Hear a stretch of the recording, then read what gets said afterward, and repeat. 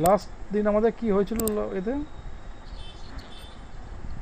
Chart of accounts হয়ে গেল। আজকে টপিকসে আসছি আমরা অ্যাকাউন্ট গ্রুপ। অ্যাকাউন্ট গ্রুপ ঠিক আছে। চার্ট অফ অ্যাকাউন্টসের মাধ্যমে আমাদের কি করা হয়, চার্ট অফ অ্যাকাউন্টসের ফাংশনটা কি অ্যাকচুয়ালি,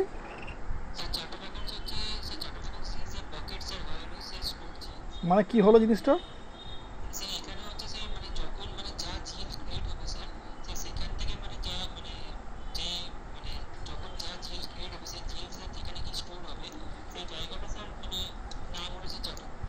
এবার হচ্ছে প্রশ্নটা হচ্ছে, যদি জিএল ওখানে স্টোর হয় অ্যাকাউন্ট গ্রুপের দরকার কি? তাহলে অ্যাকাউন্ট গ্রুপের ফাংশন কি? অ্যাকাউন্ট গ্রুপ কি কাজ করে না, অ্যাকাউন্ট গ্রুপ কি করে, এটা ক্লাসিফিকেশন করে। ঠিক আছে, ক্লাসিফিকেশন মানে কি?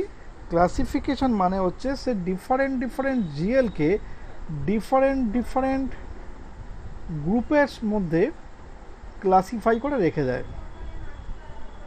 কোন জিএলটা অ্যাসেট, কোন জিএলটা লাইবিলিটি, কোন জিএলটা ইনকাম, কোনটা এক্সপেন্ডিচার। ব্যাপারটা একটু যদি আমরা ডিপলি চিন্তা করি, ধরুন একটা পুকুর, পন্ড, এই পুকুরের মধ্যে অনেক মাছ আছে, অনেক রকমের মাছ আছে। এবার যখন একটা জাল ফেলা হয়, সেই জালের মধ্যে বিভিন্ন রকমের মাছ উঠে আসে। এইবার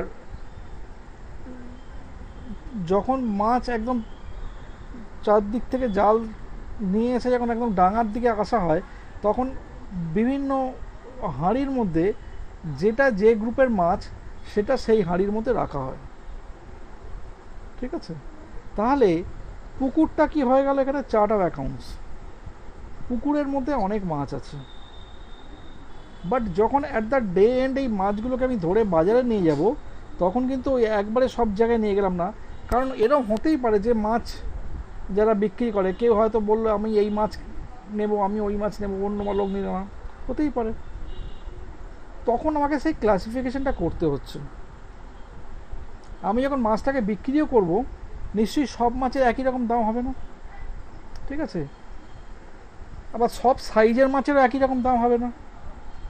তো সেটা সাইজটা বাদই দিলাম, আমি যদি মাছের ক্লাসিফিকেশানে অ্যাজ পার দেয়ার নেচার করি, as per the type, not nature, type, তো সেখানে দেখি কি, যেখানে দেখি আমরা যে ডিফারেন্ট ডিফারেন্ট মাছ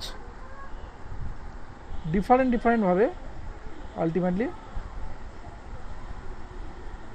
হাঁড়িতে রাখা আছে, এবং যখন যার যে মাছটা দরকার পড়ছে, মানে যে মাছ বিক্রেতা, সে সেখান থেকে তার নিজের মতো করে সুবিধা মতো করে সেটা তাদের কাছ থেকে পারচেস করে নিয়ে যাচ্ছে মার্কেটে। তাহলে এই যে মাছটা জালে করে ধরা এবং ধরার পর সেটা যে classification, this is called account group. Account গ্রুপের তার মেইন ফাংশনটা কী হলো? অ্যাকাউন্ট গ্রুপের মেইন ফাংশন হচ্ছে তারা জিএলগুলোকে different different types wise classification করছে। এটা হচ্ছে 1 নম্বর। ঠিক আছে, নাম্বার 2 হচ্ছে, এবার প্রশ্নটা হবে যে জিএলগুলোকে আমরা আইডেন্টিফাই যে করব, তার জন্য কি কোনো এক্সট্রা আর কোনো ফিচার্স চাই? হ্যাঁ চাই, কারণ সেগুলোকে বাই নাম্বার আমরা নাম্বারিং করে রাখবো। ঠিক আছে, কারণ একই নামে দুটো জিএল হয় না, তাহলে আমাকে নাম্বারিং করতে হবে। নাম্বারিংটা কীরকম না, যে ডিফারেন্ট যে গ্রুপগুলো আছে, ডিফারেন্ট গ্রুপগুলোকে একটা নাম্বারিং সিরিজ বানাতে হবে। কীরকম ব্যাপারটা হলো, যখন আমি অ্যাকাউন্ট গ্রুপ ক্রিয়েট করব, সেই ক্রিয়েট করার সময়তেই আমাকে বলে দিতে হবে কোন গ্রুপটা কোন নাম্বার রেঞ্জ বিলং করছে। যেমন ধরুন অ্যাসেট গ্রুপ, মানে অ্যাসেট গ্রুপ মানে কি, অ্যাসেটের লেজার যে গ্রুপের মধ্যে থাকবে, হ্যাঁ, লিঙ্ক আছে তো।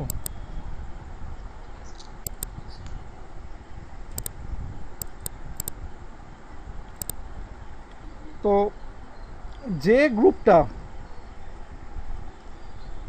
যে আন্ডারে থাকবে তাকে আমরা সেমভাবে মেনটেন করব। কীরকম? ধরুন আমরা অ্যাসেট গ্রুপ আমরা হয়তো বললাম 1 থেকে 1000। আবার লায়াবিলিটি গ্রুপ বললাম 1001 থেকে 2000।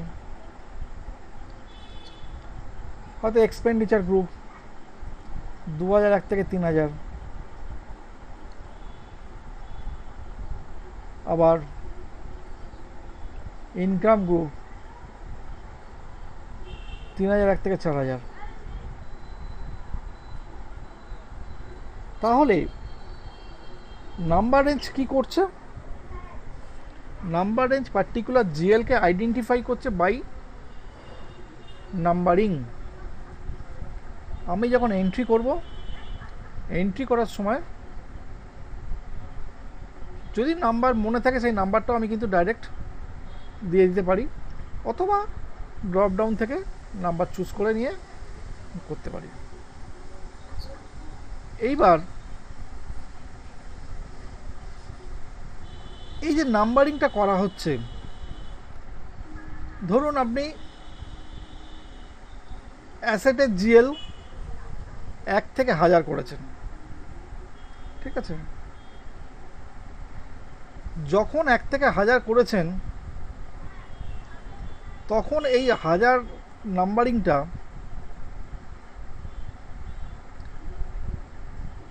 আপনার একটা সুবিধা আছে, যখন আপনি ক্রিয়েট করবেন একটা ফ্লেক্সিবিলিটি আছে, আপনি আপনার সুবিধা মতো নাম্বার রেঞ্জ ইউজ করতে পারেন।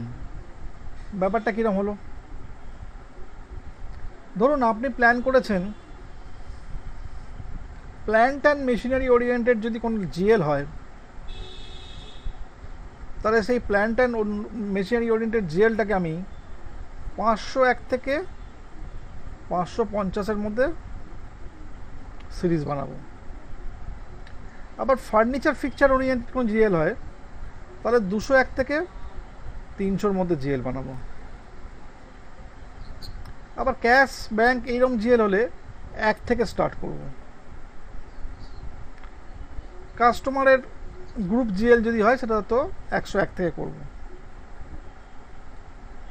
তাহলে এটা কীরকমভাবে পসিবল?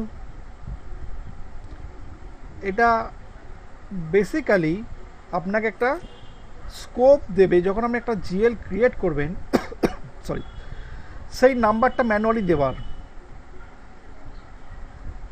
আপনি ম্যানুয়ালি চুজ করতে পারছেন যখন যে ধরনের জিএল হচ্ছে, ঠিক আছে? কারণ এই যে নাম্বার রেঞ্জটা করছেন, এটা কার নাম্বার রেঞ্জ? এটা যে জিএল মাস্টার ডেটার নাম্বার রেঞ্জ। মাইন্ড ইট, বারবার করে বলছি, এটা কিন্তু মাস্টার ডেটা। আপনি কিন্তু যখন এন্ট্রি হবে এন্ট্রির সঙ্গে গোলাবেন না, ঠিক আছে? মাস্টার ডেটার নাম্বার রেঞ্জ আমরা করছি জিএল মাস্টার ডেটা। এবং এই জিএল মাস্টার ডেটাটা খুব ভালো করে বুঝবেন। এই জিএল মাস্টার ডেটা যখন আপনি বানাবেন, তার আগে যে আপনাকে নাম্বার রেঞ্জটা দিতে হচ্ছে অ্যাকাউন্ট গ্রুপের সঙ্গে, সেই অ্যাকাউন্ট গ্রুপটা কি করছে? আপনার চার্ট অফ অ্যাকাউন্টসের মধ্যে যে জিএলগুলো আছে সেগুলোকেই তো ক্লাসিফাই করছে। বুঝতে পাচ্ছেন? হ্যালো, শুনতে পাচ্ছেন আপনার কোনো আওয়াজ?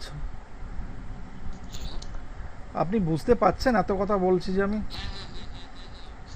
অ্যাকাউন্ট গ্রুপ আপনি যদি ওখান থেকে আমাকে রিভার্ট না করেন আমি কিন্তু বুঝতে পারবো না, ঠিক আছে? তো এবার ওই যে অ্যাকাউন্ট গ্রুপটা তাহলে কার ওপর হচ্ছে? অ্যাকাউন্ট গ্রুপটা হচ্ছে বেসিক্যালি চার্ট অফ অ্যাকাউন্টসের মধ্যে যে জিএল আছে সেটার মধ্যেই হচ্ছে। তাহলে অ্যাকাউন্ট গ্রুপ বানাতে গেলে আমাকে সবার আগে ফার্স্ট চার্ট অফ অ্যাকাউন্টসকে ডিফাইন বলতে হবে। চার্ট অফ অ্যাকাউন্টস কি? আপনি যখন অ্যাকাউন্ট গ্রুপ বানাবেন আপনাকে জানতে চাইবে চার্ট অফ অ্যাকাউন্টস কি, কারণ চার্ট অফ অ্যাকাউন্টসের মধ্যে তো সব জিএল থাকবে, সেইখান থেকে আমরা ক্লাসিফাই করব। তারপর আমাকে কি করতে হবে না, অ্যাকাউন্ট গ্রুপের কোডটা লিখতে হবে, যে কোডটা বানাবো 4 ডিজিট ম্যাক্সিমাম হয়। তারপর তার ডেসক্রিপশান লিখতে হবে এবং তার নাম্বারেজ লিখতে হবে। তাহলে এই যে একটা টি কোডের মাধ্যমে আমরা যে কাজটা করছি, একটা টি কোডের মাধ্যমে আমরা কী কী কাজ করছি। ফার্স্ট একটা অ্যাকাউন্ট গ্রুপ ক্রিয়েট করছি, সেই অ্যাকাউন্ট গ্রুপটা কত নাম্বার থেকে কত নাম্বারের মধ্যে তার মাস্টার ডেটাগুলো থাকবে ডিফারেন্টলি ক্লাসিফাই করছি। অ্যাট দ্য সেম টাইম ওই অ্যাকাউন্ট গ্রুপটা খুব ভালো করে শুনুন, ইনডাইরেক্টলি কোম্পানি কোডের সঙ্গে অ্যাসাইন হয়ে যাচ্ছে by way of chart of accounts. কারণ chart of accounts already assigned with company code. আমরা চার্ট অফ অ্যাকাউন্টসের আন্ডারে যেহেতু অ্যাকাউন্ট গ্রুপকে বানাচ্ছি, for that reason we don't need to assign separately, কারণ অলরেডি আমার হায়ার কি অ্যাসাইন্ড হয়ে আছে, সেই জন্য আমাকে আর নতুন করে লোয়ার কিকে অ্যাসাইন করতে হবে না। তো সেই জন্যে আলটিমেটলি একটা টি কোডের মাধ্যমে কাজ করতে গিয়ে আমরা কিন্তু একসঙ্গে 3টে কাজ করছি। ঠিক আছে, এইবার হচ্ছে অ্যাকাউন্ট গ্রুপের আমি যে ফিচার্সগুলো আছে বললাম, অ্যাকাউন্ট গ্রুপ কি, নাম্বারেজ কেমন হয় সব বললাম। বাট টেকনিক্যালি স্পিকিং যদি কেউ জিজ্ঞেস করে what is the actual function of account groups, তখন একটা কথা বলতে হবে, basically for the purpose of interviews, তখন বলতে হবে account group controls master data field of GLs. Account group controls master data fields of GLs. এবার ব্যাপারটা কি হলো, এতক্ষণ তো খুব সহজ ভাষায় কথা বলছিলাম, এখন আবার জিনিসটা টেকনিক্যালি চলে গেল। অ্যাকাউন্ট গ্রুপের মধ্যে বেসিক্যালি কে থাকবে, জিএল থাকবে, জিএল এর রেঞ্জগুলো, জিএল স্টোর থাকবে ডিফারেন্ট অ্যাকাউন্ট গ্রুপের মধ্যে। জিএল এটা একটা মাস্টার ডেটা, তাহলে একটা জিএল ক্রিয়েট করতে গেলে আমাকে প্রচুর ফিল্ড ফিল আপ করতে হবে। সেই ফিল্ডগুলো ওই পার্টিকুলার জিএল মাস্টার ডেটার ফিল্ড। তাহলে জিএল মাস্টার ডেটা কার আন্ডারে রয়েছে না অ্যাকাউন্ট গ্রুপের আন্ডারে রয়েছে। তাহলে কোন ফিল্ডটাকে আমি রিকোয়ার্ড করব, কোনটাকে আমি অপশনাল করব, কোনটাকে সাপ্রেস করব, কোনটাকে ডিসপ্লে করব, that will be control by account group. কারণ অ্যাকাউন্ট গ্রুপ হচ্ছে জিএল এর হায়ারার্কি। বুঝতে পারলেন কিছু?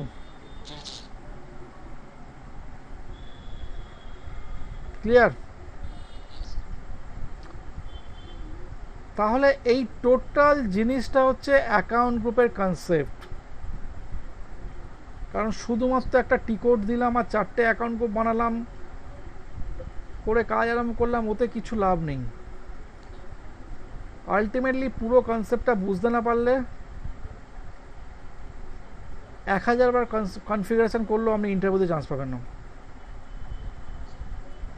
আপনাকে কেউ জিজ্ঞেস করতে আসবে না আপনি অ্যাকাউন্ট গ্রুপটা আমাকে করে দেখান, অত সময় কারণ নেই। আপনাকে বলবে what is the basic function of account group.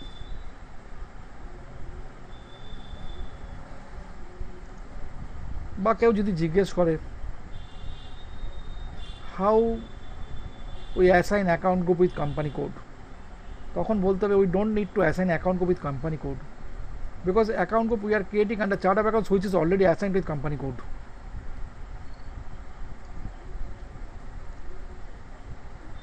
So where hierarchy is already assigned, don't need to assign lower key. তাহলে এই যে কনসেপ্টটা টোটালটা হচ্ছে রিলেটেড উইথ অ্যাকাউন্ট গ্রুপ। এটা কি বোঝা গেল? হ্যালো হ্যালো, বলছি এটা কি বুঝতে পারলেন? তো মেশিনে এসএপিটা আপনি করুন, দেখি ওখানে এসএপিটাতে আপনার কি হয়।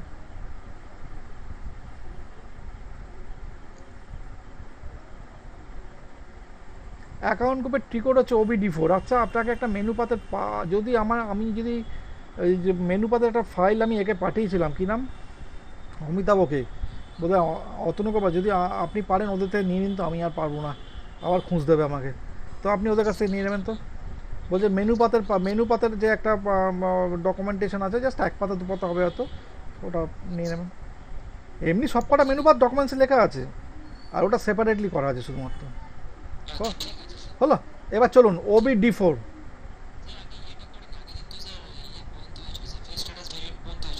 ও চার্টা ব্যাংসটা ক্রিয়েট হয়নি না, চার্টা ব্যাংস ক্রিয়েট করুন, OBA4, সরি OB13। এই সারাদিন ধরে পড়ালে এইসব উল্টো পাল্টা মুখ দিয়ে ঠিক করবে। OB13।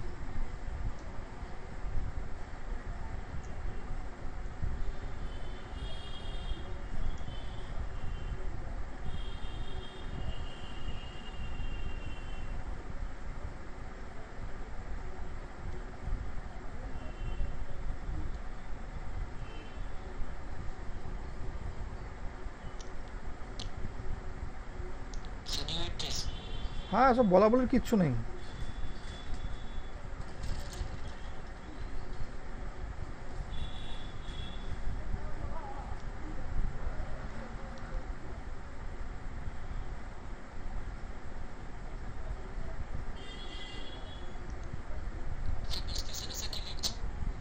এগুলো আর জিজ্ঞেস করবেন না, এই সমস্ত প্রত্যেকটা জিনিসের ডেসক্রিপশান অন ইওর ওন, যেটা কোম্পানি কোড দিয়ে তার সঙ্গে ওইটা লিখে দেবেন ওরমভাবে। ডেসক্রিপশানে কোনো রুলস হয় না, বুঝতে পারাটাই রুলস।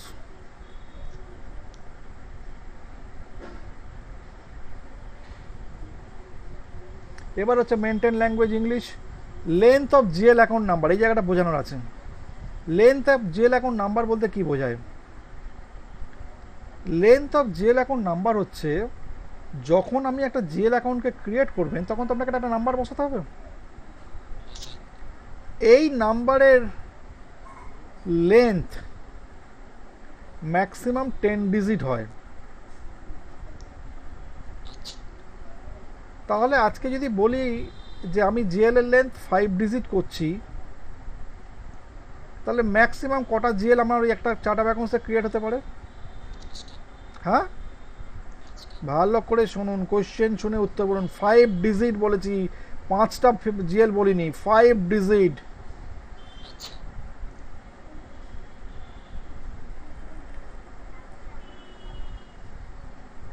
এইসবগুলো ইন্টারভিউতে বলবেন, তখন বলবে যে এসিবি সেকেন্ড নেই।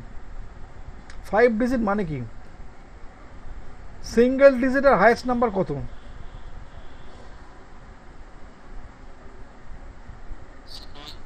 তাহলে 5 ডিজিটের হাইয়েস্ট নাম্বার কত?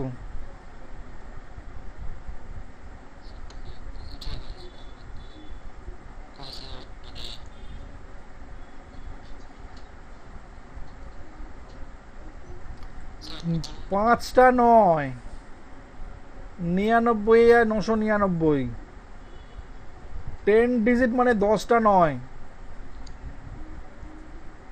আমি যদি 5 ডিজিট করে দিই ওখানে, তাহলে একটা চার্ট অফ অ্যাকাউন্টসের মধ্যে 1 লাখ জিএল ক্রিয়েট করতে পারবো। আমি যদি 6 ডিজিট করে দিই, তাহলে 9,99,999টা জিএল ক্রিয়েট করতে পারবো। এখন প্রশ্ন হচ্ছে, আমরা বেশি করে নাম্বার দেবো না, এই কারণেই যদি আমি 10 দিয়ে দিই, এবার জিএল এর নাম্বার যখন আমি 1 দেবো, তখন একের আগে 9টা শূন্য আসবে, ওটা একটা অড লুকিং দেখতে লাগবে। ঠিক আছে, সেই জন্য আপনি 4-5 যা ইচ্ছা দিয়ে দিন। Next point, which is most important, controlling integration. এখানে একটা ইন্ট্রিগেশন ওয়ার্ড ইউজ করেছে। সেখানে কি বলছে? Manual creation of cost element. Controlling ইন্টিগ্রেশনে বলছে manual creation of cost element. এখানে যখন ম্যানুয়াল যখন আছে ডেফিনেটলি নিশ্চয়ই অটোমেটিক আছে। তাহলে কেন ম্যানুয়ালে রাখবো, কেন অটোমেটিকে রাখবো না? চার্ট অফ অ্যাকাউন্টসের মধ্যে কি থাকে?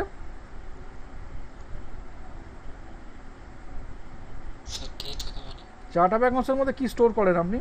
এই তো একটু আগে বললেন জিএল স্টোর করেন। তাহলে কস্ট এলিমেন্ট কোনগুলো হয়? বেসিক্যালি যেগুলো এক্সপেন্সেসের জিএল, বেসিক্যালি ইনকামটা সাধারণত কস্ট রেভিনিউ এলিমেন্ট হয়, কস্ট অ্যান্ড রেভিনিউ, মানে ইনকাম আর এক্সপেন্ডিচারকে যদি ধরি আমি, এগুলো হচ্ছে কস্টের এলিমেন্ট। একটা কস্ট বার করতে গেলে তো এক্সপেন্ডিচারগুলোকেই নেওয়া হয়। বাট চার্ট অফ অ্যাকাউন্টসের মধ্যে তো আপনি সমস্ত জিএলগুলোকে স্টোর করছেন, সেখানে অ্যাসেটও করছেন, লাইবিলিটিও করছেন, ইনকামও করছেন, এক্সপেন্ডিচারও করছেন। ঠিক আছে, আজকে যদি এটাকে অটোমেটিক করে দেন, তাহলে যখনই কোনো জিএল ক্রিয়েট হবে, সে অ্যাসেটই হোক লাইবিলিটি হোক, সব কস্ট এলিমেন্ট হয়ে যাবে। তাহলে এটা আমার লাইবিলিটি কোনোদিন কস্ট এলিমেন্ট হয় না, ক্যাশ ব্যাংক কোনোদিন কস্ট এলিমেন্ট হয় না। ঠিক আছে, তাহলে আমার কস্টিংয়ের জন্য যে রিপোর্টটা করবো সেটা ভুল, টোটালি ভুল তৈরি হবে। ঠিক আছে, তো সেক্ষেত্রে আলটিমেটলি সবসময়তে ম্যানুয়ালটাই রাখা হয়। ঠিক আছে, কারণ পরবর্তীকালে যখন আমি কস্ট এলিমেন্ট করব, যে সমস্ত এক্সপেন্সেসের জিএলগুলো কস্ট এলিমেন্ট হবে, তাদেরকে আমরা কস্ট এলিমেন্টে ট্রান্সফার করে নিয়ে চলে যাব। তাহলে সেখানে আমরা ওই জন্য ম্যানুয়াল ক্রিয়েশন হয়ে গেল। ঠিক আছে, কস্ট এলিমেন্টে ম্যানুয়ালি ক্রিয়েট হবে, তখন আমাকে আর ওই যে কোনো জিএল কস্ট এলিমেন্ট হবে না, কারণ ম্যানুয়াল বলে দিচ্ছে, মানে ও বুঝে গেল মেশিন যে পরবর্তীকালে কস্ট এলিমেন্ট ম্যানুয়ালি বানাবে। ক্লিয়ার? এবার হচ্ছে এই যে গ্রুপ চার্ট অফ অ্যাকাউন্টস বলেছিলাম, যদি গ্রুপ চার্ট অফ অ্যাকাউন্টস থাকতো তখন আমি এখানে অ্যাসাইন করতাম। পরবর্তীকালে যখন গ্রুপ চার্ট অফ অ্যাকাউন্টস কেউ করবে, আগে তো নর্মাল চার্ট অফ অ্যাকাউন্টস না করলে গ্রুপ চার্ট অফ অ্যাকাউন্টস করতে পারবে না। নর্মালটা করার পর গ্রুপ চার্ট অফ অ্যাকাউন্টস বানিয়ে সেই গ্রুপটাকে এইখানের সঙ্গে অ্যাসাইন করা হয়। ঠিক আছে, হলো সেভ।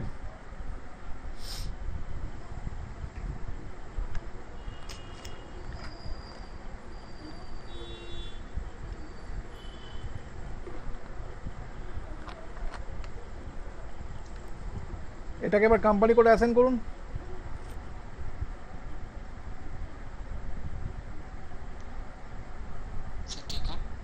OB62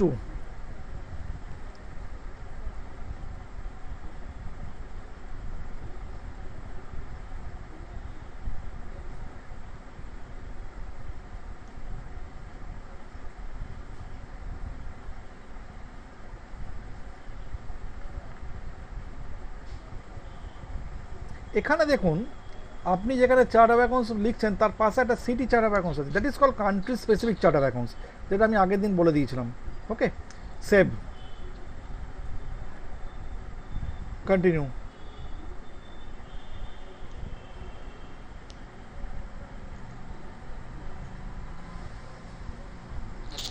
এইবার হচ্ছে আমরা অ্যাকাউন্ট গ্রুপ ক্রিয়েট করব। অ্যাকাউন্ট গ্রুপের টি কোড হচ্ছে OBD4।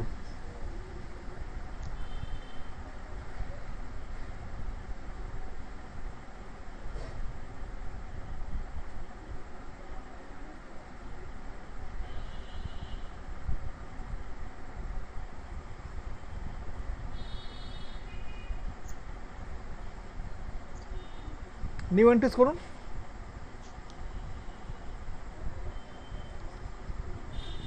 চার্ট অফ অ্যাকাউন্টস দিন।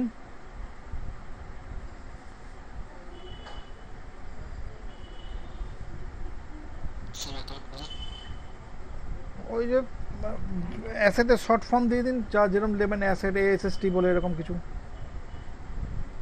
Maximum 4 digit. ডেসক্রিপশনে লিখে দিন অ্যাসেটস, নাম্বার করে দিন ফর্ম নাম্বার থেকে 2 নাম্বার 1 থেকে 1000 কিছু। ট্যাব দেবেন, ট্যাব এন্টার মারবেন না, ট্যাব ব্যাস এবার সেরকমভাবে লাইবিলিটি ইনকাম এক্সপেন্ডিচার পরপর করে যান।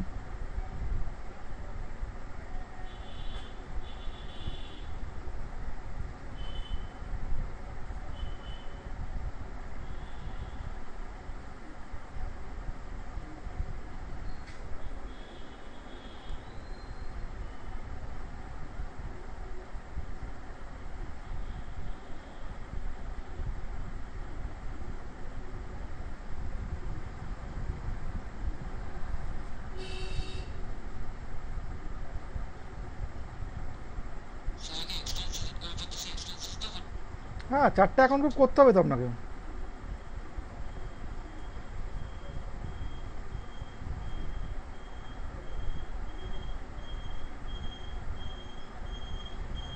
সেভ।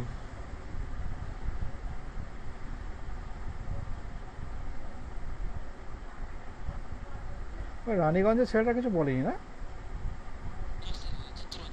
চিত্তরঞ্জনে।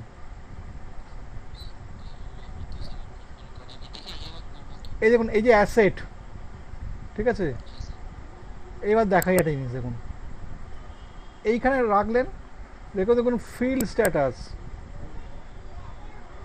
এই যে এখন ফিল্ড স্ট্যাটাস এলো, এইখানে কন্ট্রোলিং অ্যাকাউন্ট কন্ট্রোলে গেলেন, দেখুন এইখানে এই যে অ্যাসেটগুলো কারেন্সি, ট্যাক্স ক্যাটাগরি, রিকন অ্যাকাউন্ট সমস্ত এর মধ্যে করা আছে,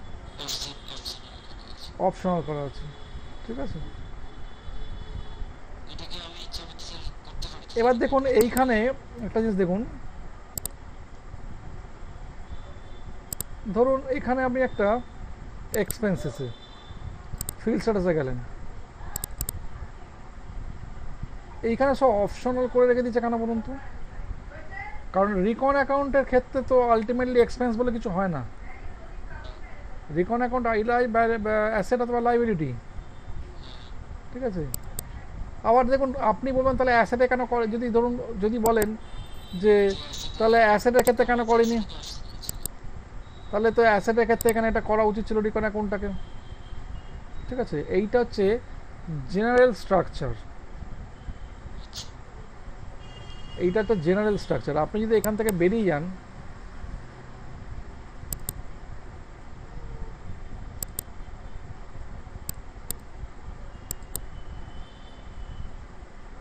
এইখানে এমনি ঢুকুন, দেখুন জেনারেল স্ট্রাকচার, এখানে তো কোনো কোনো অ্যাকাউন্ট কোনো কিছুর মধ্যে নেই আমি, ঠিক আছে। জেনারেল স্ট্রাকচার এখানে, ঠিক আছে। বোঝা গেল কোথা থেকে কন্ট্রোলিংটা কীভাবে হচ্ছে।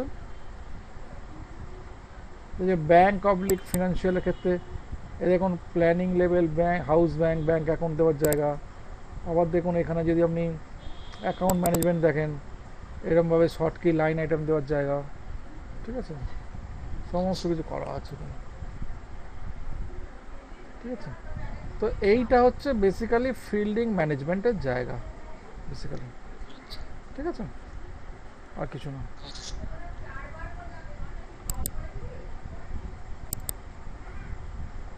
ক্লিয়ার?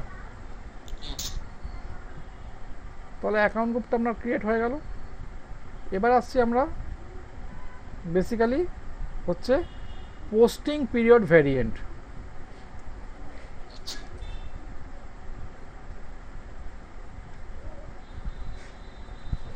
পোস্টিং পিরিয়ড ভ্যারিয়েন্ট কাকে বলে? পোস্টিং পিরিয়ড ভ্যারিয়েন্ট জিনিসটা কি, কেনই বা করতে হবে, না করলেই বা কী হতো, করি বা কী উপকার হলো? আপনি জানেন পোস্টিং পিরিয়ড ভ্যারিয়েন্ট কাকে বলে?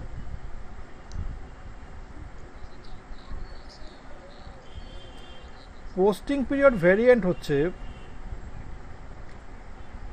এসএপিতে যখন কোনো এন্ট্রি করা হয়,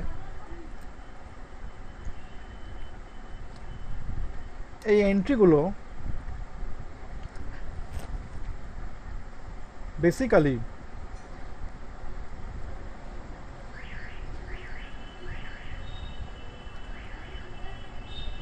একটা পার্টিকুলার পিরিয়ডের মধ্যে করা হয়, পিরিয়ড স্পেসিফিক। কীরকম? যেটা রানিং পিরিয়ড থাকে, একটা হচ্ছে এটা হচ্ছে 1 নম্বর পয়েন্ট, মানে আপনি রানিং পিরিয়ডই কাজ করতে পারছেন ইন জেনারেল, একটা ক্ষেত্র বাদ দিলে। ঠিক আছে। আর একটা ক্ষেত্র হচ্ছে এসএপিতে যারা এন্ট্রি লেভেলে কাজ করে, আমি শুনতে পাচ্ছেন তো? যারা এন্ট্রি লেভেলে কাজ করে তাদের ক্ষেত্রে যে যে ডিপার্টমেন্টে কাজ করে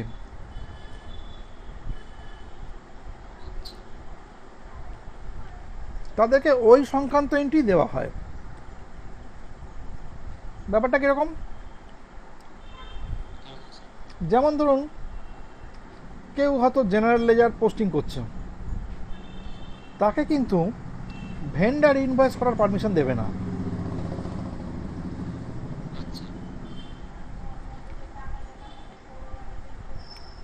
আবার যে ভেন্ডার ইনভয়েস করছে তাকে কিন্তু কাস্টমার ইনভয়েস করার পারমিশন দেবে না।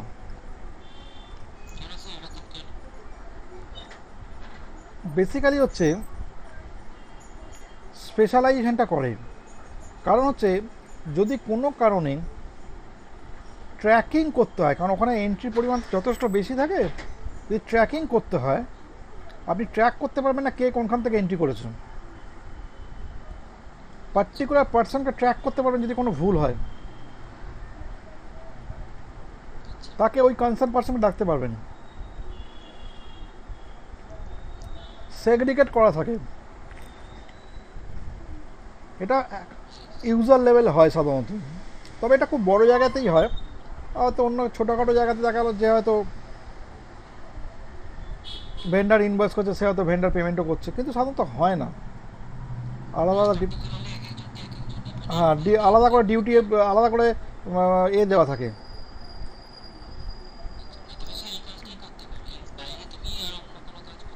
না, এবার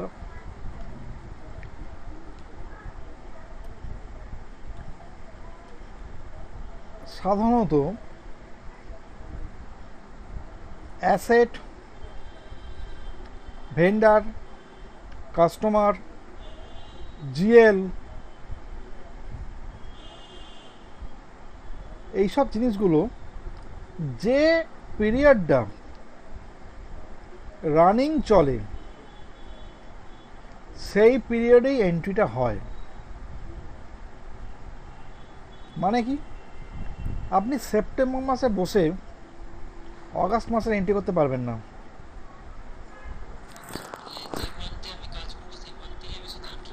নট যে মাসে কাজ করব, যে মাসটা ল্যাঙ্গুয়েজ প্রপার করতে হবে, যে মাসটা রানিং থাকবে। এক্স্যাক্টলি, হ্যাঁ। এবার আপনি বলবেন যদি আমার আগস্ট মাসে কোনো কিছু দরকার পড়ে, তখন আপনার যিনি অ্যাডমিনিস্ট্রেটর বা অফিসার রয়েছেন ওনাকে মেল করতে হবে বা বাই রিটেন দিতে হবে। কারণ এসএপিতে যখনই একটা পার্টিকুলার পিরিয়ড কমপ্লিট হয়ে যায় ওটাকে অডিট করে ওটাকে লক করা থাকে।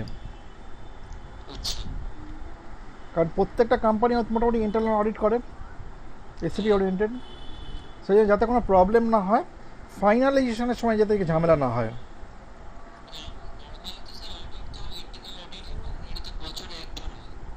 ইন্টারনাল অডিট বছরে একবার হয়? আপনারা কি ইন্টারনাল অডিট করেন? ইন্টারনাল অডিট কোনোদিন বছরে একবার হয় না। ইন্টারনাল অডিট রেগুলার বেসিসে হয়। ওটা হচ্ছে এক্সটার্নাল অডিট, যেটা স্ট্যাটুটরি অডিট যেটাকে বলা হয় বেসিক্যালি, পরবর্তীকালে যেটা হচ্ছে। ইন্টারনাল অডিটের মানে কি, যে আপনার রানিং কাজ চলবে, প্যারালালি লোক অডিট করে যাবে, তাহলে তো ইন্টারনাল কথাটা এসছে। তাহলে এটা বছরে একবার কী করে হবে? ওটা হচ্ছে ইন জেনারেল অডিট, যেটা অ্যাকাউন্ট ফাইনালাইজেশন হওয়ার পর হচ্ছে। আর ইন্টারনাল অডিট হচ্ছে এভরি মুভমেন্টে, প্রতিদিন যেটা কাজ হচ্ছে রেগুলার বেসিসে হয়ে যাচ্ছে, that is called internal audit. তো যখন আলটিমেটলি এই ইন্টারনাল অডিটটা হয়ে যাচ্ছে, অ্যাকাউন্টসটা ফাইনাল হয়ে যেমন এটা থাকছে, আজকে আপনার যদি কোনো কারণে প্রিভিয়াস পিরিয়ডের কোনো কিছু দরকার হয়,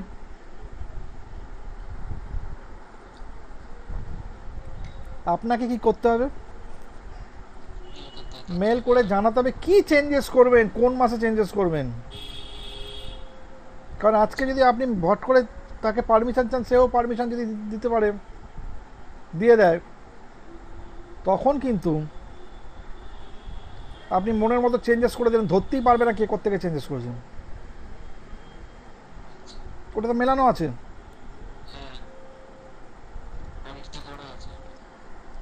কিছু ট্র্যাকিং ভুল হলে আপনাকে ধরবে,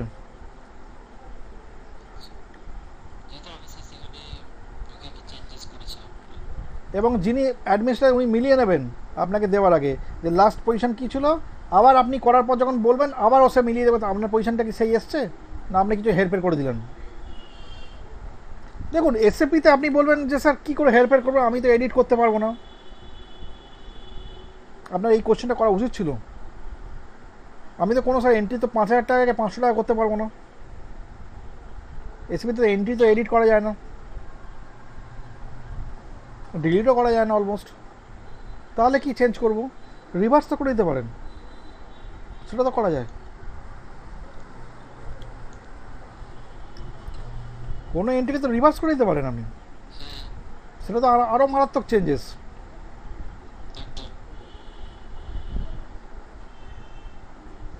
তো সেই সব কারণে আলটিমেটলি এই পোস্টিং পিরিয়ড ভেরিয়েন্ট ব্যাপারটা এসছে সাধারণত অ্যাসেট, কাস্টমার, জিএল, ভেন্ডার, এইগুলোর ক্ষেত্রে যে মাসটা রানিং থাকে সেই মাসেই আমরা এন্ট্রি করতে পারি।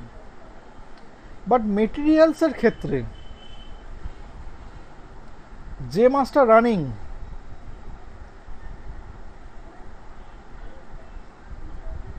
তার সঙ্গে আগের মাস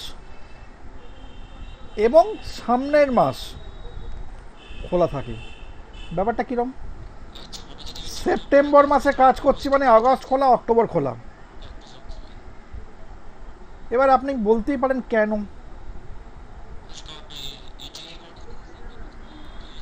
মানে কি কেন কেন আপনি কেন বলছেন বলুন তো।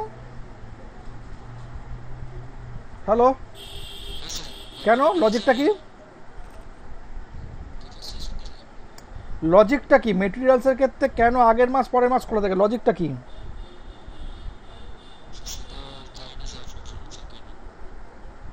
আপনি ভাই ক্লাস করেছেন। এবার হচ্ছে ধরুন আজকে 6 তারিখ, আপনি আগস্ট মাসের 6 তারিখ বা 26 তারিখে বা 25 তারিখে কোনো ভেন্ডারকে একটা পারচেজ অর্ডার দিয়েছেন।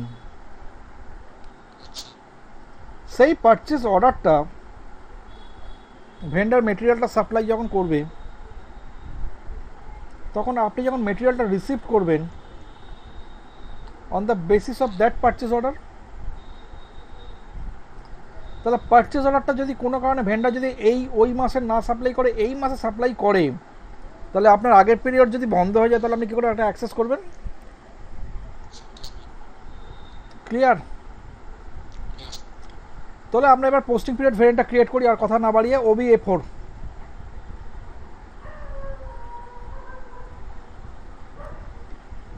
ও সরি, আমি তো উল্টো পাল্টা, সরি, OBBP, OBBO, সরি, আমার একটু পুরো সারাদিন চলছে তো সেই জন্যে। OBBO পোস্টিং পিরিয়ড, তো আমি খালি OBBO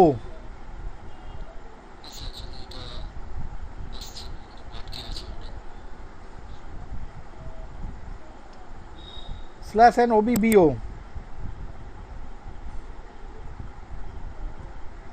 আমি ভুল করে OBAP বলে ফেলেছি।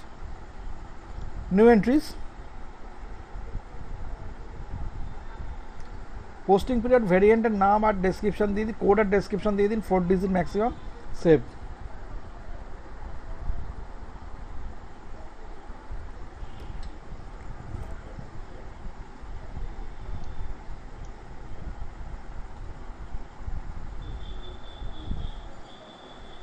এইবার এই পোস্টিং পিরিয়ড ভেরিয়েন্টটাকে আপনাকে অ্যাসাইন করতে হবে কোম্পানি কোডের সঙ্গে, OBBP।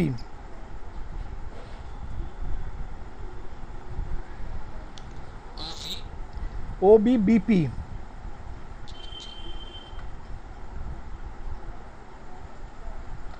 পজিশনে গিয়ে জাস্ট যেমন হয় তেমন।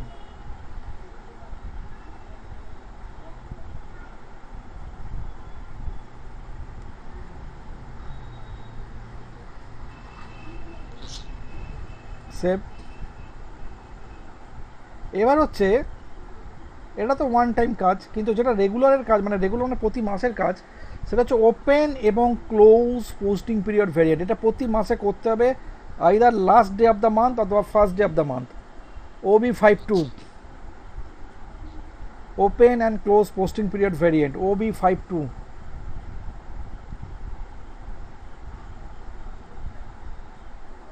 New entries.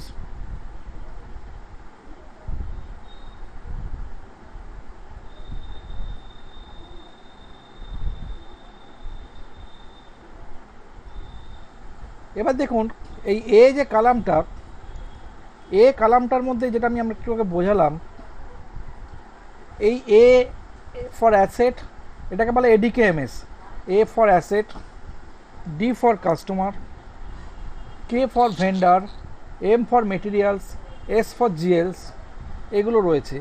রিয়েল টাইমে যখন কোনো পার্টিকুলার কোম্পানির ক্ষেত্রে ইউজারকে পারমিশন দেওয়া হয়, তখন তার ইউজার আইডির ওপর বেস করে এখানে সে যে আলটিমেট কাজ করবে তাকে সেই অ্যাকাউন্ট টাইপের ওপর কাজ দেওয়া হয়। বাট যেহেতু আমরা, হ্যাঁ, কিন্তু যেহেতু আমরা এখানে আপাতত সব রকম কাজই করব, কোনো এ করবো না, সেই জন্য valid for all account plus সিম্বলটা নেব। রিয়েল টাইমে প্লাস দেওয়া না, প্লাস দেওয়া মানে একটা লোক যে কোনো কাজই করতে পারবে। ঠিক আছে, প্লাস দিয়ে দিন, সবটাই তার তার তার ইউজার আইডিতে সবটাই খুলে গেল।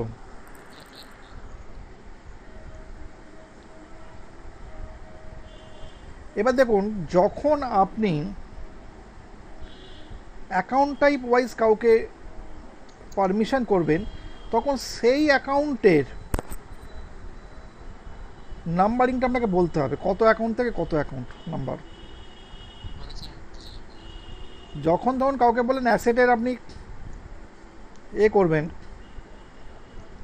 পারমিশন দেবেন, তখন আপনাকে কিন্তু অ্যাসেটেরই আলটিমেটলি নাম্বার স্টাফ বলে দিতে হবে।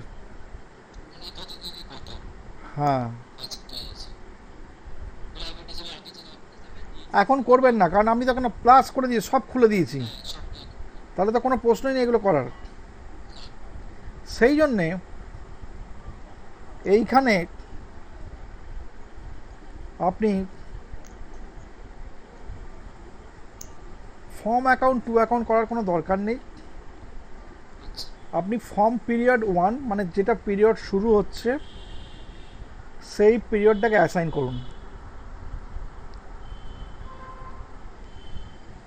আজকে কত নম্বর পিরিয়ড এটা?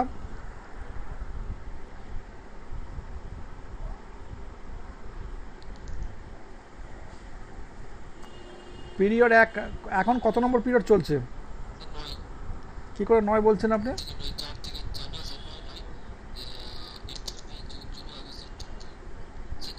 তো 6 দিন, ফর্ম পিরিয়ড 1 6 দিয়ে রাখুন, পরে আপনি চেঞ্জ করবেন।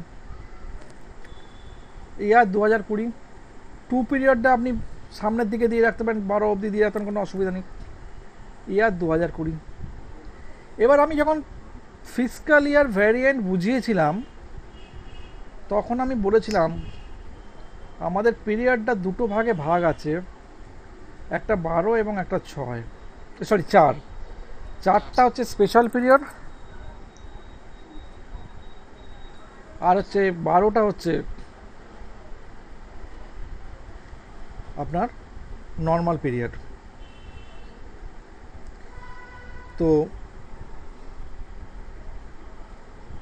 এই ফর্ম পিরিয়ড 2টা হচ্ছে স্পেশাল পিরিয়ডের জন্য। ঠিক আছে, তাহলে স্পেশাল পিরিয়ডটার শুরুটা কত? তো 13 নম্বর পিরিয়ড, 12-র পর 13 নম্বর, 13। এবার ব্যাপারটা হচ্ছে ইয়ার কত হবে। এখানে বেসিক্যালি আমি এখানে যে ফিসকাল ইয়ারটা আছে সেই ফিসকাল ইয়ারটা অনেকে ইউজ করে, অনেকে 13 নম্বর পিরিয়ডটা যেহেতু 2021-এর সেটাকে দেয়। দেখুন এখানে যদি আপনি এই ইয়ারে F1 মানেন, তাহলে দেখুন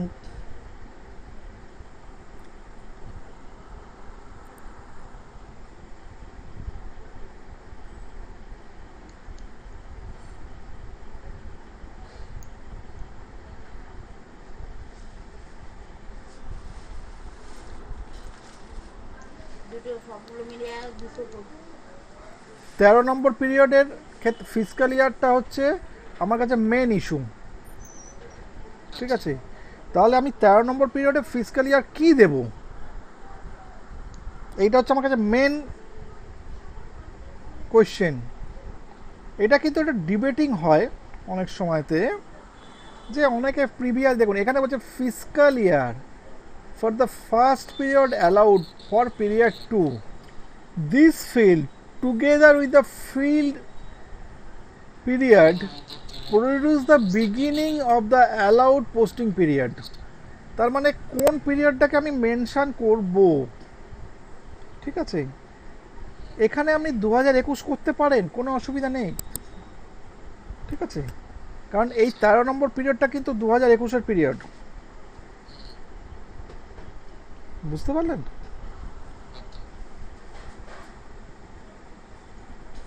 আবার 2020ও করতে পারেন, যে যেমন লাগে। তবে কথাটা 2021 লেখাটাই ভালো, কারণ এই কনসেপ্টটা যখন S4 হানাতে খুব সুন্দর নিয়ে এসছে। তো যাই হোক, 16/2021 আচ্ছা হয়ে গেল। এইবার বেসিক্যালি কি হচ্ছে যে এখানে দেখুন একটা AUGR আছে। AUGRটা কি? AUGRটা হচ্ছে অথরাইজেশন গ্রুপ। অথরাইজেশন গ্রুপটা কি?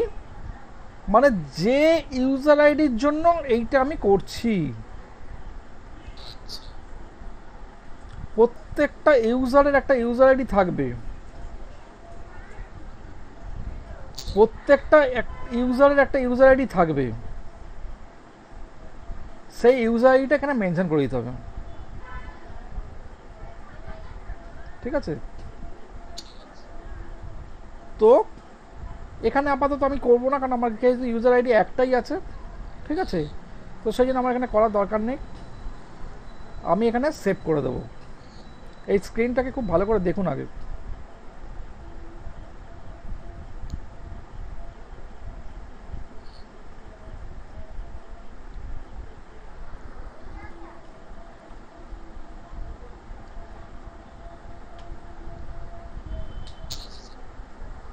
সেভ করে দিয়েছেন?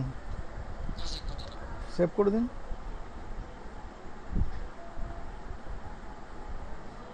তাহলে আমরা কি করলাম, পোস্টিং পিরিয়ড ভেরিয়েন্ট ক্রিয়েট করলাম।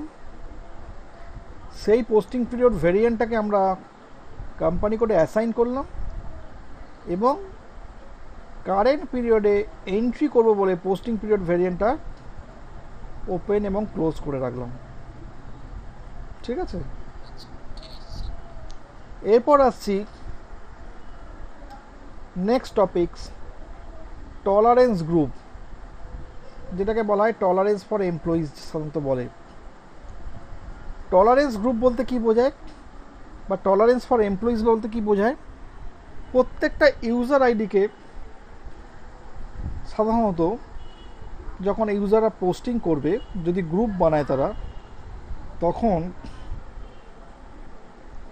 তাদেরকে একটা পারমিশন দেওয়া থাকে যে তারা কত দূর অবধি এন্ট্রি করতে পারবে।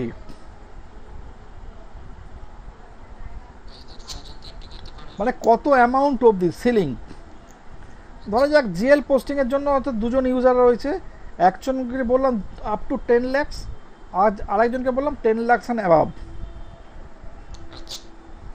ঠিক আছে, তাহলে ওই পার্টিকুলার ইউজার আইডির ক্ষেত্রে আমাকে আলটিমেটলি 10 lakhs-এর যে সিলিংটা দিতে হবে।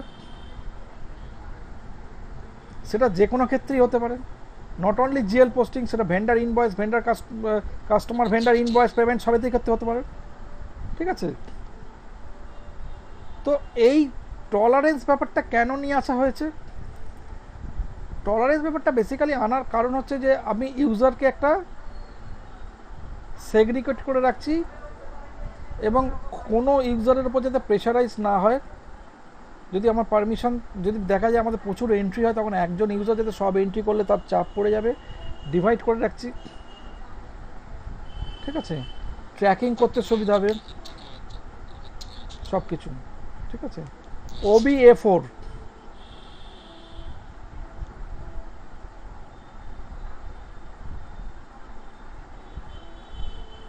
এগুলোর প্রত্যেকটার মেনুপাত আমার ওইটার মধ্যে দেওয়া আছে, দেখে নেবেন। মেনুপাত দিয়েই করা, টিকোড আছে প্লাস সঙ্গে মেনুপাতও দেওয়া আছে। নিউ এন্ট্রিজ আমরা গ্রুপে কিচ্ছু করব না, কারণ গ্রুপটা সাধারণত ইউজার লেভেলে ক্রিয়েট হয়, ওটা যারা বেসিস কনসালটেন্ট তারা করে দেবে, আমরা এসব কিছু করবো না। আমরা কোম্পানি কোড দেবো এবং অ্যামাউন্ট পার ডকুমেন্ট, এই যে কারেন্সি দেবো না, কারণ কোম্পানি কোড থেকে অটোমেটিক কারেন্সি পিক করে নেবে। অ্যামাউন্ট পার ডকুমেন্ট, অ্যামাউন্ট পার ডকুমেন্ট মানে কি? অ্যামাউন্ট পার ডকুমেন্ট মানে হচ্ছে আমি জিএল এন্ট্রি যখন করব, সেই জিএল এন্ট্রির হায়েস্ট লিমিট কত হবে। ধরুন আপনি এখানে দিলেন 50 লাখ, তাহলে আপনি 50 লাখ হচ্ছে একটা পার্টিকুলার সিঙ্গেল জিএল এর হায়েস্ট অ্যামাউন্ট। একটা 50 লাখ টাকা হচ্ছে একটা সিঙ্গেল জিএল এর হায়েস্ট অ্যামাউন্ট। আপনি 50 লাখের 50 লক্ষ হাজার কোটি এন্ট্রি করতে পারেন, বাট কোনো একটা পার্টিকুলার সিঙ্গেল এন্ট্রি 50 লাখ 1 পয়সা করতে পারবেন না।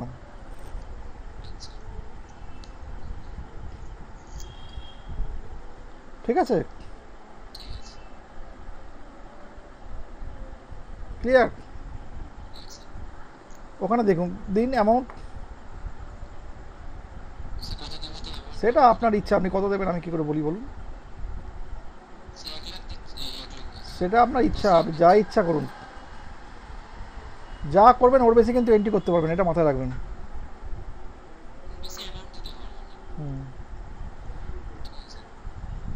এবার হচ্ছে অ্যামাউন্ট পার ওপেন আইটেম, অ্যাকাউন্ট আইটেম যখন আমি ভেন্ডার কাস্টমার পড়াবো তখন করাবো, ভেন্ডার পড়াবো তখন দেখাবো, এখন দেখিয়ে লাভ নেই। হলো, save.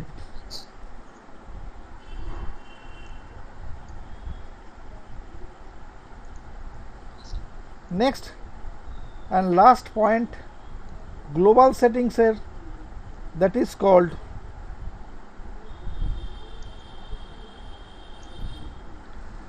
Retained earning account.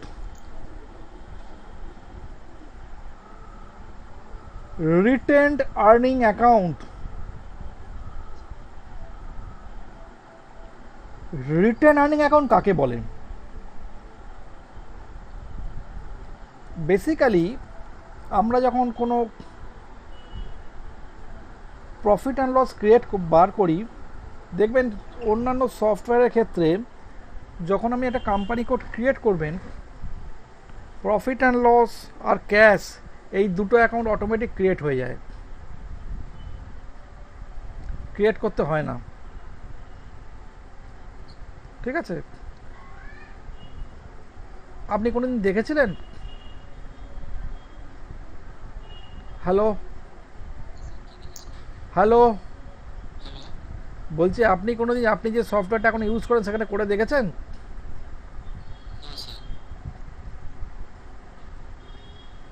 Basically কি হচ্ছে, একটা কোয়েশ্চেন আসবে কেন প্রফিট অ্যান্ড লসটা অটোমেটিক ক্রিয়েট হচ্ছে। আমরাও যখন ওই সফটওয়্যারটা ইউজ করতাম তখন আমরাও কিন্তু চিন্তা করিনি, আমাদের শুধু মুখে বলা হয়েছিল ও কোম্পানি কোড ক্রিয়েট করলে পিএল আর ক্যাশ অ্যাকাউন্ট ক্রিয়েট।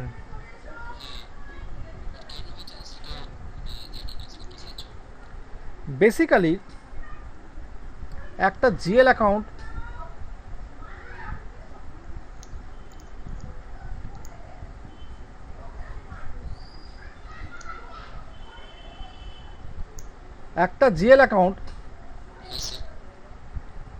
যখনই ক্রিয়েট করা হবে সেই জিএল অ্যাকাউন্টটা আইদার ব্যালেন্স শিট অথবা প্রফিট অ্যান্ড লস,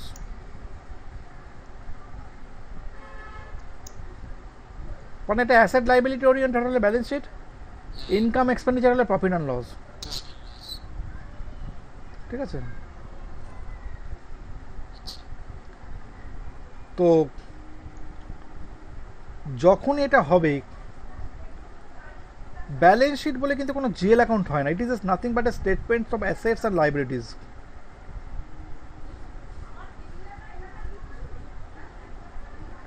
এবার হচ্ছে প্রফিট অ্যান্ড লস থেকে আমরা কী বার করি?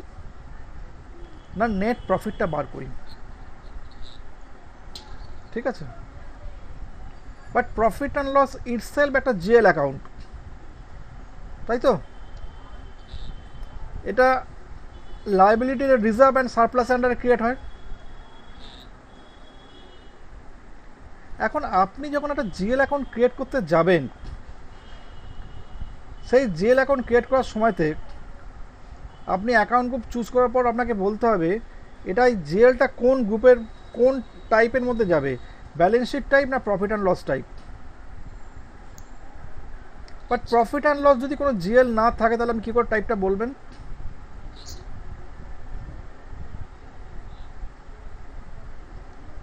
বোঝাতে পারছি?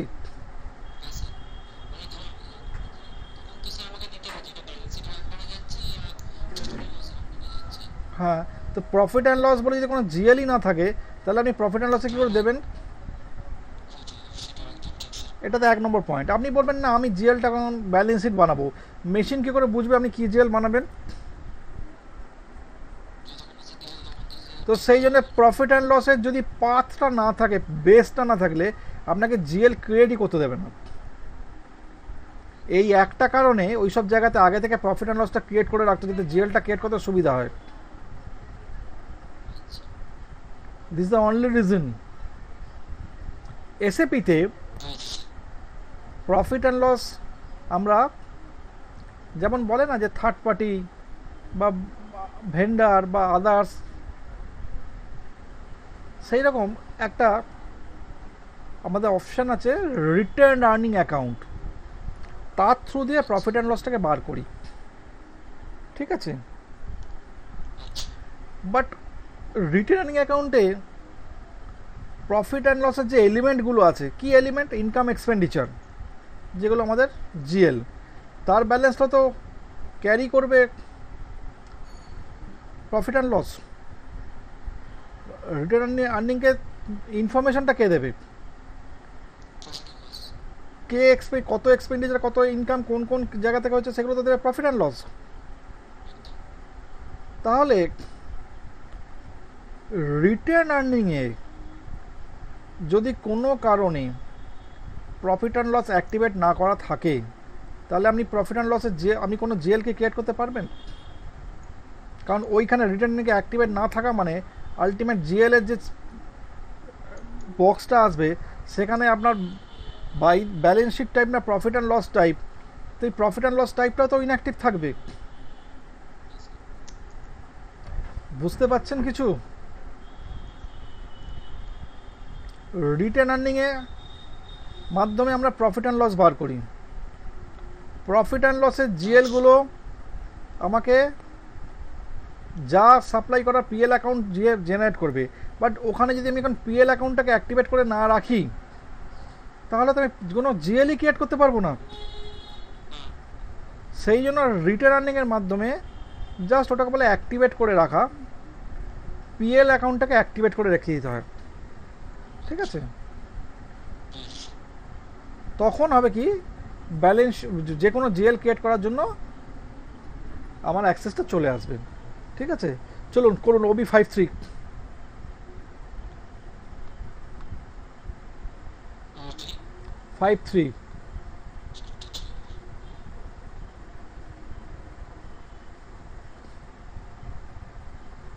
চার্ট অফ অ্যাকাউন্টস দিন, কারণ profit and loss itself GL account is under chart of accounts, এই চার্ট অফ অ্যাকাউন্টস চাইলো।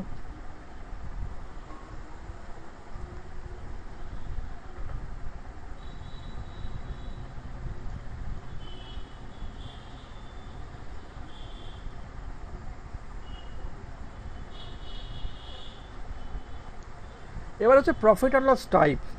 সাধারণত এসএপি স্ট্যান্ডার্ড কোনো rules and regulation fix up নয়।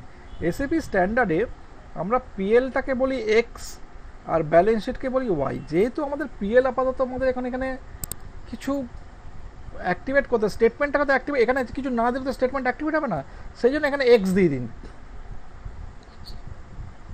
এবার দেখুন এই যে অ্যাকাউন্ট নাম্বার, এটা কিন্তু অ্যাকচুয়ালি হচ্ছে প্রফিট অ্যান্ড লসের অ্যাকাউন্ট নাম্বার, কিন্তু আপনি তো প্রফিট অ্যান্ড লস ক্রিয়েট করেননি। আপনি এখানে একটা ফিকটিশাস নাম্বার দিয়ে কাজ করতে পারেন অথবা ব্ল্যাঙ্ক রেখেও কাজ করতে পারেন।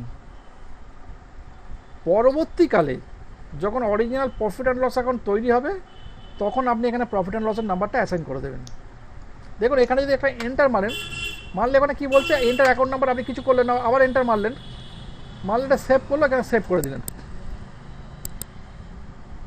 ঠিক আছে, পরবর্তীকালে যখন আমি এখানে আবার অথচ আমি আবার এখানে আপনি হয়তো 5,000 6,000 কিছু নাম্বার দিতেও পারেন, ঠিক আছে, কোনো ব্যাপার নয়।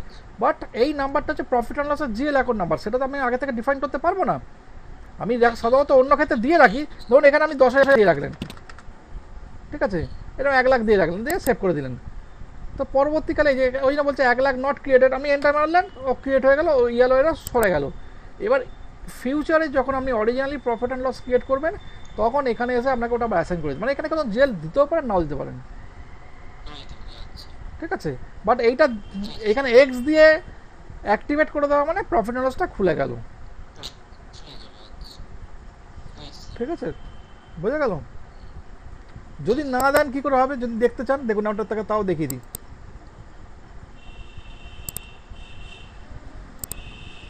ধরুন এই অবস্থায় যদি জিএল ক্রিয়েট করতে যাই,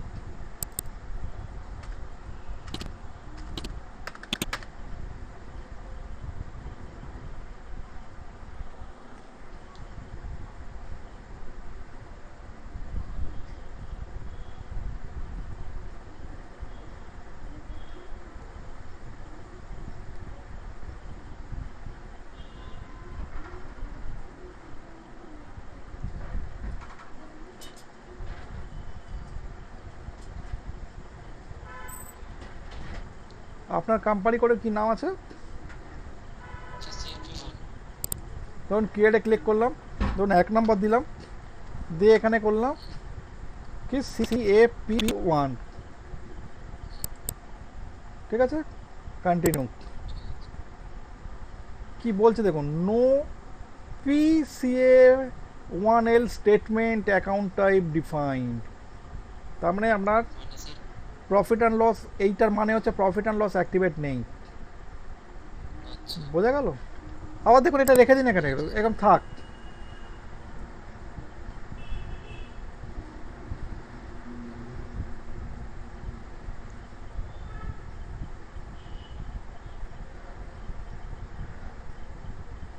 ধরুন আমি রিটার্নিং করবো O/OB5,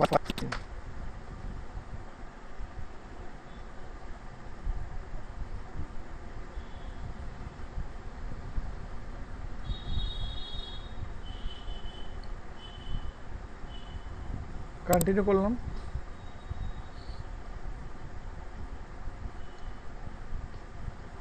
এখানে এক্স করে দিলাম, করে সেভ করে দিলাম,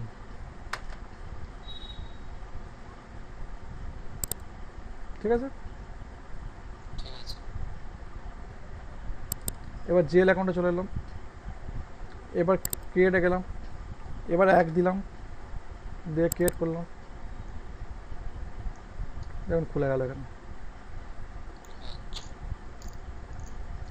ঠিক আছে, ক্লিয়ার। আচ্ছা এবার দেখুন এখানে একটা পিএল স্টেটমেন্ট অ্যাকাউন্ট টাইপ এসছে, এটাকেও যদি আপনি না আনতে চান সেখানেও রাস্তা আছে, এটা সাধারণত আমরা আনি না, সাধারণত এটা কি করি, ওই এই যে এখানে আছে না, এখানে আমি একটা কিছু দিয়ে দিই, এরকম দিয়ে সেভ করে দিই।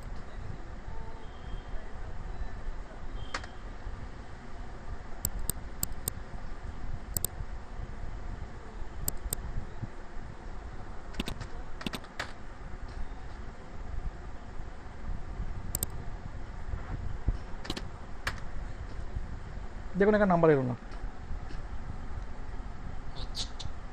কি পিকুলিয়ার জিনিস দেখছি। বেসিক্যালি সাধারণত ওইটা আমরা আনি যখন ব্যালেন্স শিটকে অ্যাসাইন করবো তখনের জন্য, বাট ওটাকে যদি এখন আপনি নিয়ে আসেন তাহলে আপনার কোয়েশ্চেন চলে আসবে ওটাকে কার আন্ডারে দেবেন, ঠিক আছে। তো সেই জন্য আমরা এখন দিলাম না, কারণ যেহেতু প্রফিট অ্যান্ড লস তখন তৈরি করিনি, আমি ডিফারেন্সটা বুঝিয়ে দিলাম, কারণ ওখানে দেওয়া মানে আইদার এক্সপেন্স গ্রুপে যাবে না ইনকাম গ্রুপে যাবে, টাইপটা আপনাকে বারবার বলতে হবে, ঠিক আছে, প্রফিট অ্যান্ড লসের ক্ষেত্রে। তা করবো আমরা এইটাই করে রাখলাম, ঠিক আছে, ক্লিয়ার এইটুকুনি। তো আমাদের টোটাল গ্লোবাল সেটিং শেষ হয়ে গেল আজকে। নেক্সট পরের ক্লাসে আমরা জিএল এর পার্টে ঢুকবো, ঠিক আছে?